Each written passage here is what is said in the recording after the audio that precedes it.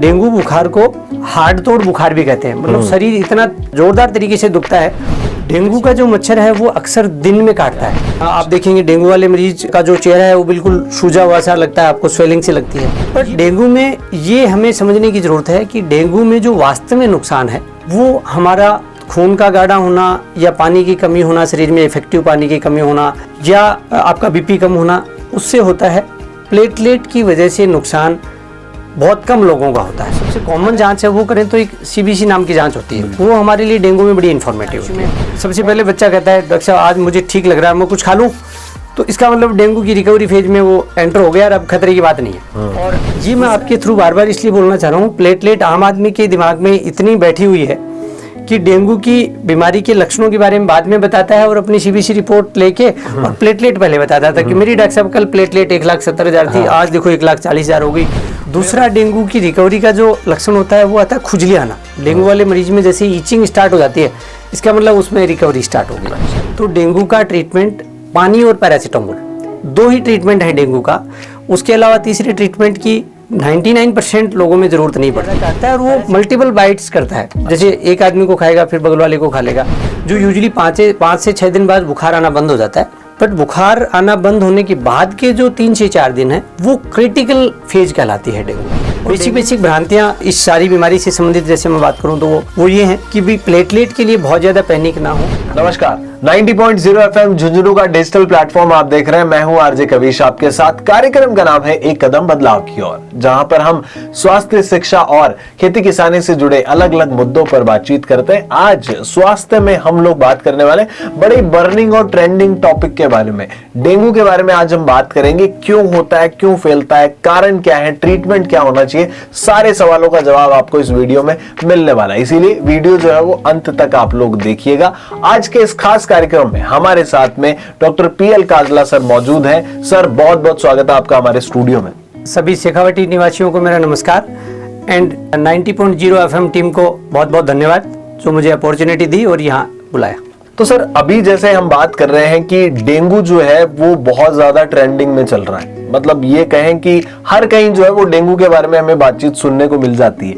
तो सबसे पहले तो सर मैं जानना चाहूंगा आपसे कि एक डेंगू जो बीमारी है उसको आइडेंटिफाई करने का क्या तरीका है, कैसे हमें पता चले कि डेंगू हो गया है? देखो कविश जी, डेंगू जो है वो इस वेदर में बहुत कॉमन है और उसका एक सिंपल सा कारण यही है कि जब मौसम बदलता है और पानी हमारा इकट्ठा होता है कहीं कहीं, तो वहाँ मच्छर पैदा होते हैं और वो जो मच्छर है वो डेंगू बीमारी यानी डेंगू के वायरस को एक जगह से दूसरी जगह फैलाने में हेल्प करता है।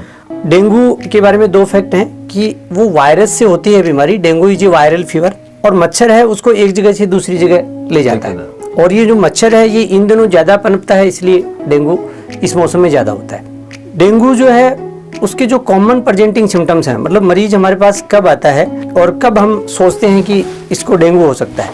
आजकल ओपीडी में बहुत सारे पेशेंट्स आते हैं डेंगू वाले और बड़े वैरायटी ऑफ सिम्टम्स के साथ आते हैं, पर सबसे जो कॉमन सिम्टम है वो है आपका बुखार आना, और बुखार के साथ साथ शरीर में दर्द होना, हेडेक होना, और स्पेशली डेंगू का एक स्पेशल टाइप का पेन होता है जिसको हम रिट्रो ऑर्बिटल पेन बोलते हैं। मतलब आदमी की आंखें दुखेंगी, अच्छा, और हाथ पांव सारे दुखेंगे। डेंगू बुखार को हार्ड तोड़ बुखार भी कहते हैं, मतलब शरीर इतना जोरदार तरीके से दुखता है जैसे हड्डियों का फ्रैक्चर होता है और उसमें पेन होता है, इतना पेन होता है बॉडी के अंदर डेंगू के दौरान।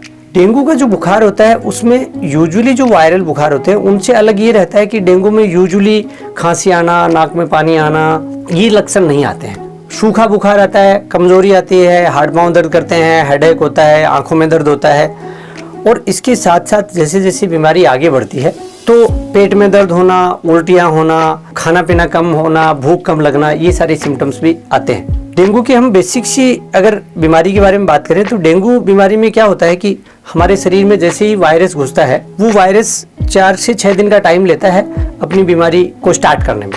इस टाइम को हम इंक्यूबेशन पीरियड बोलते हैं। जैसे ही ये टाइम निकलता है उसके बाद डेंगू का वायरस शरीर में फैलता है और वो शरीर में जाके शरीर के जो हमारी खून की नलियां हैं, जैसे हमारी जो वेन्स हैं जो हम देखते हैं, उन खून की नलियों की जो पारदर्शिता है, परमेबिलिटी है, यानी उनकी जो छलनी है वो चौड़ी हो जाती है, वो खुल जाती है। उनसे अंदर का जो पानी है, ब्लड की वेसल्स के अंदर का जो पानी है, वो शरीर के अंदर जहां जहां उसको जगह मिलती है वहां निकल जाता है। तो इसके चलते क्या होता है कि हमारी जो शरीर का जो खून है वो गाढ़ा हो जाता है, और जहाँ पानी इकट्ठा नहीं होना चाहिए, जैसे फेफड़े में पानी इकट्ठा हो गया, आंत में पानी इकट्ठा हो गया, आप देखेंगे डेंगू वाले मरीज का जो चेहरा है वो बिल्कुल सूजा हुआ सा लगता है, आपको स्वेलिंग सी लगती है। तो ये बेसिक बीमारी होती है, और इसी के चलते आगे जो सारे सिम्टम्स हैं वो आते हैं। तो इनिशियल स्टेज में बुखार आती है जो 3 से 6 दिन रहती है यूजुअली। डेंगू के बारे में ये समझने वाली बात है कि जब आपकी बुखार वाली फेज होती है, यानी फेब्राइल फेज होती है जो 3 से 6 दिन होती है, इस फेज में आदमी के शरीर को ज़्यादा नुकसान नहीं करता है डेंगू।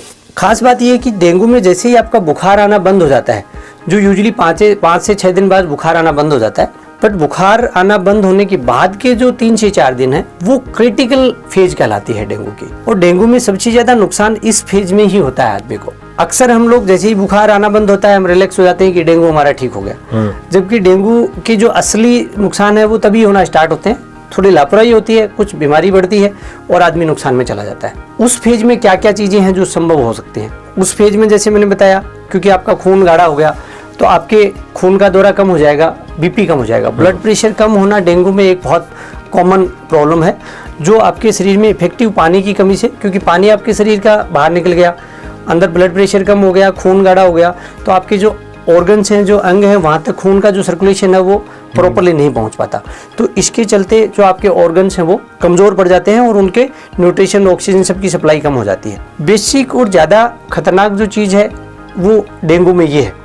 इसके साथ साथ प्लेटलेट का कम होना, जो कि अब हम सब जानते हैं, प्लेटलेट का नंबर है वो भी कम होता है, और नंबर के साथ साथ प्लेटलेट का जो फंक्शन है वो भी डिस्टर्ब होता है। कई बार डेंगू के मरीज में प्लेटलेट तो 1 लाख है पर वो काम कर रही है 20,000 जितना ही।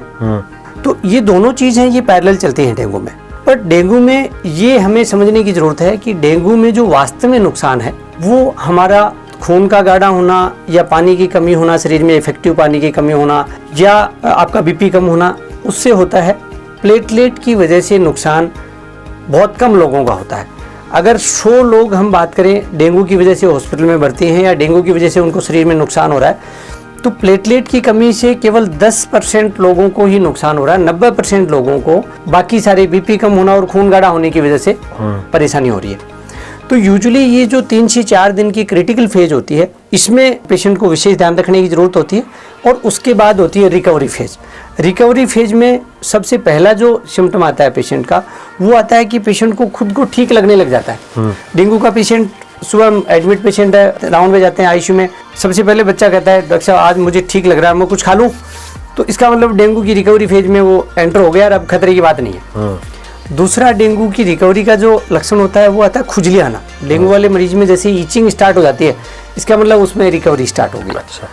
और इस फेज में जैसे ही डेंगू में रिकवरी स्टार्ट होती है, वो जो पानी हमारे शरीर की खून की नलियों से बाहर निकला था वो सारा का सारा खून की नलियों के अंदर वापस आना स्टार्ट हो जाता है, और वो यूरिन के थ्रू हमारा बाहर निकल जाता है। और वो 2 से 3 दिन, ज़्यादा से ज़्यादा 4 दिन में रिकवरी स्टेज रहती है और आदमी फुली रिकवर कर लेता है। बेसिक भ्रांतियाँ इस सारी बीमारी से संबंधित जैसे मैं बात करूँ तो वो ये हैं कि भी प्लेटलेट के लिए बहुत ज़्यादा पैनिक ना हो।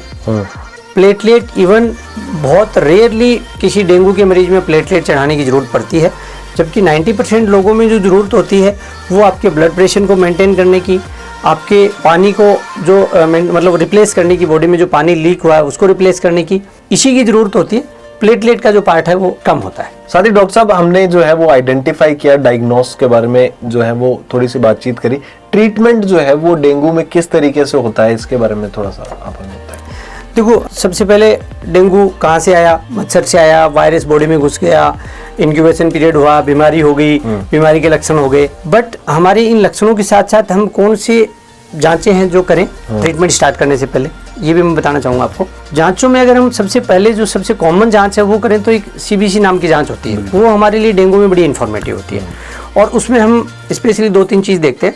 अगर CBC की कभी आपने रिपोर्ट देखी हो तो ऊपर से नीचे सबसे ऊपर हीमोग्लोबिन होता है, फिर नीचे WBC होता है और प्लेटलेट लास्ट में होता है। और इसी सीरियली वो इम्पोर्टेंस में उनकी होती है। डेंगू के परफेक्ट्स में हम बात करें तो मतलब अगर किसी पेशेंट का हीमोग्लोबिन आज हमने किया 10 ग्राम था और कल दोबारा CBC करी हीमोग्लोबिन 12 ग्राम हो गया, तो ये खतरे का संकेत है। आम आदमी की भाषा में बात करो तो ये खुश होने वाली बात हो, बोले हीमोग्लोबिन मेरा 10 का बढ़ के 12 हो गया। बट डेंगू के मरीज में अगर 10 का बढ़ के 12 हो गया, इसका मतलब खतरा है, इसको वापस हमें 10 पे लाना पड़ेगा। बिकॉज पानी निकल गया, खून गाढ़ा हो गया, तो हीमोग्लोबिन 10 का 12 हो गया, तो इसे मैं वापस 10 पे लाना।